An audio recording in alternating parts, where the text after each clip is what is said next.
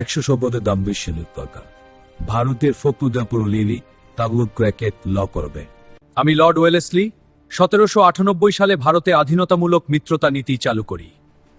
আপনার রাজ্য থাকবে আপনারই, কিন্তু সুরক্ষার দায়িত্ব নেবে ব্রিটিশ সেনা। তার বিনিময়ে আপনাকে দিতে হবে খরচ। তাহলে স্বাধীনতা? স্বাধীনতা আমাদের সুরক্ষার ভেতরেই। ম্যাসুর এখন ব্রিটিশ নিয়ন্ত্রণে। ভারতে আর কোনো শক্তি আমাদের চ্যালেঞ্জ করতে পারবে না। এই নীতিতে দেশীয় রাজারা ব্রিটিশ সেনা রাখবে নিজেদের রাজ্যে, তার খরচ দেবে রাজ্য নিজেই এবং অন্য কোনো ইউরোপীয় শক্তির সম্পর্ক হবে। আমি দেশীয় রাজ্যকে ব্রিটিশ সেনা রাখতে বাধ্য করি, সেই সেনার খরচ রাজ্যকেই বহন করতে বলি।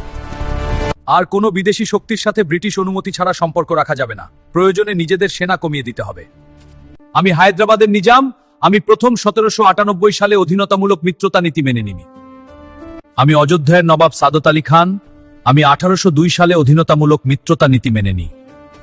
আমি মারাঠা বাজিরাও, আমি 1802 সালে অধীনতামূলক মিত্রতা নীতি মেনে নিই। আমি মহীশূরের শাসক টিপু সুলতান, আমাকে কুত্তা ইংরেজ অধীনতামূলক মিত্রতা নীতি মানাতে পারেনি। বিড়ালের মতো 100 দিন বেঁচে থাকার চেয়ে বাঘের মতো একদিন বেঁচে থাকা অনেক ভালো। 1799 সালে চতুর্থ মহীশূর যুদ্ধ ও 1803 সালে দ্বিতীয় মারাঠা যুদ্ধ করি। 194 সালে চতুর্থ মহীশূর যুদ্ধ। মহীশূর ব্রিটিশ প্রভাবের অধীনে চলে আসে। আমার সবচেয়ে গুরুত্বপূর্ণ যুদ্ধ ছিল টিপু সুলতান ও মারাঠা শক্তির বিরুদ্ধে, এবং দুটিতে জয় করি। 1800 সালে তিনি প্রতিষ্ঠা করেন ফোর্ট উইলিয়াম কলেজ। এখানে ব্রিটিশ কর্মচারীদের হতো।